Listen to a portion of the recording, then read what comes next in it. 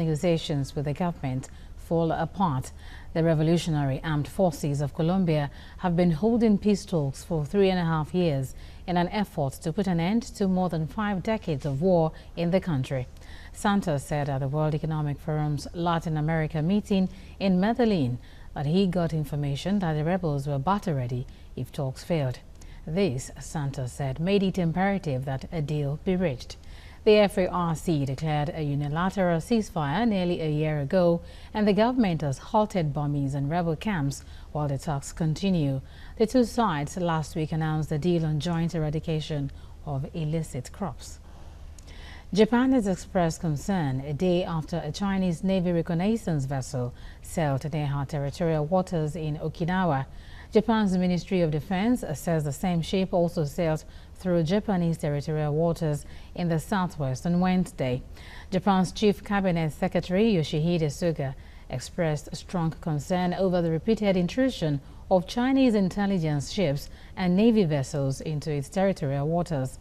Suga told a news conference that Japan would continue to take all possible measures for warning and surveillance around its territorial waters. Japanese and Chinese Coast Guard vessels frequently face off around the islands as both sides press their claims. Dozens of protesters marched in Hong Kong, condemning the detention of late last year of 5 booksellers. The protests come a day after one of them said they were adopted by Chinese authorities. The pro-democracy activists marched to China's de facto embassy in Hong Kong and threw newspapers with images of the booksellers over the fence. They demanded answers from the central government about the detention of the booksellers. The bookstore at which the 5 men worked had specialized in publishing and selling gossip books about China's leaders, including President Xi Jinping. The disappearances have prompted fears that mainland Chinese authorities may be using tactics that erode the one country, two systems formula under which Hong Kong has been governed since its return to China from British rule in 1997. Telling the truth in such a dark time is not easy, and his integrity and the value he upholds and his bravery and courage really inspired Hong Kong people. If someone in such dangerous situation is willing to risk his life to tell the truth and to protect the Hong Kong civic society, what else we can do? And I believe that inspires a lot of other people to come out and to help to build a more stronger Hong Kong civic society and to resist any suppression from the government. One of the things that Lam Wing-Ki has alleged is that he was detained under a central investigative unit. Now, this means that he wasn't detained by rogue officials or local officials, but that at the highest level, there's some sort of security apparatus, an investigative organ that is conducting this investigation and that apparently carried out activities perhaps in Hong Kong and in Thailand.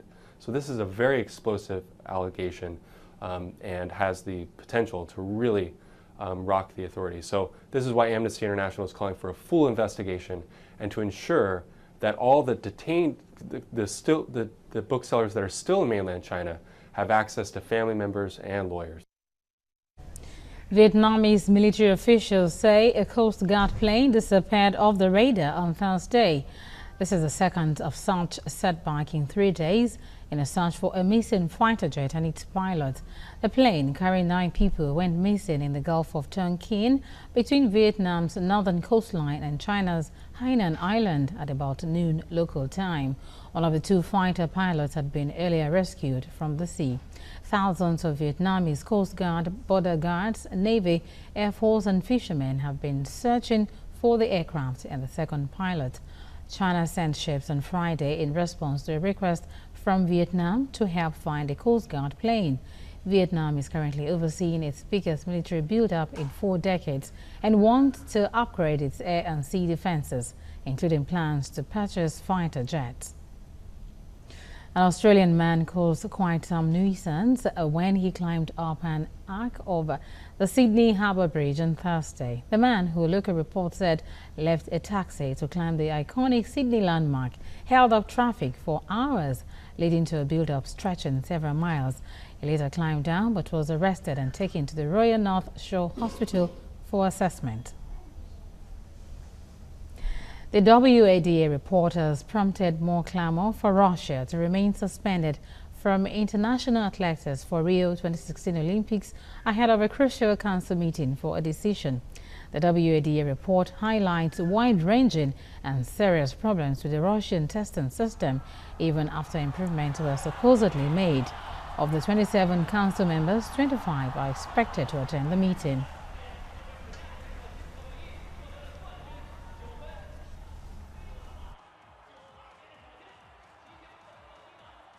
He proposed that Council make a rule change to that effect, and that was adopted today. And the fourth recommendation is that any individual athlete who has made an extraordinary contribution to the fight against doping in sport should also be able to apply for such permission. In particular, Yulia Stepanova's case should be considered favorably. This was adopted unanimously by the Council. So the full report that went to Council will be on the website in about 20 minutes. I know you've only got a summary, I'm sorry it's late. But if you have got questions, please raise your hand, tell us where you're from, and then we'll answer as many questions as we can in the time we've got. OIC Council meeting happening live right there. Moving on, hundreds of trucks lined roads leading to the normally bustling Turkam crossing between Pakistan and Afghanistan after deadly clashes between the countries forced it to close. Drivers expressed frustration as their cargoes perished in the heat due to an impasse between the countries over the disputed frontier. 4 people were killed in fighting on June the 12th, an escalation of the dispute over Pakistan's plan to build a barrier at the crossing to stop Islamist militants coming in from Afghanistan. That plan has angered Afghanistan, which rejects the colonial-era Durand Line border drawn up in 1893 and does not want a solid recognition of the boundary. Thousands of vehicles pass through the crossing each week, making it a vital trade link between the countries.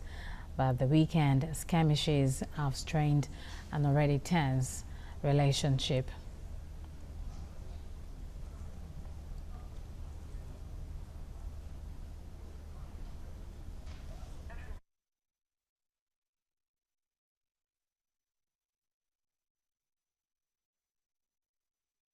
Tainted under the Russian system, but are in systems that are effective anti-doping programs that the Doping Review Board, which we have asked to look at those individual cases, will make an assessment.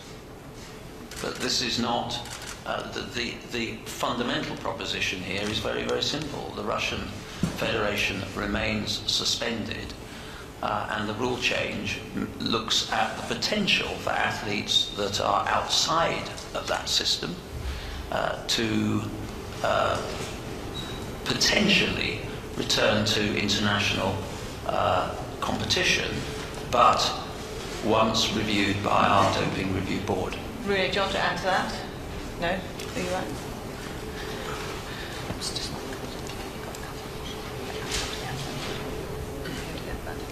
Okay, sorry, yes, lady here in front.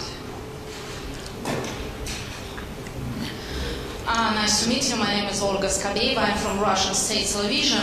And my question is, how do you think, is it really honest when some athletes dope to punish all Russian team? How do you think, is it fair, is it honest, and is it really okay for worldwide sport? And the second question is, can we be sure that there is no politics in this, your decision? Because we are really pity about everything you have said just now. Thanks a lot.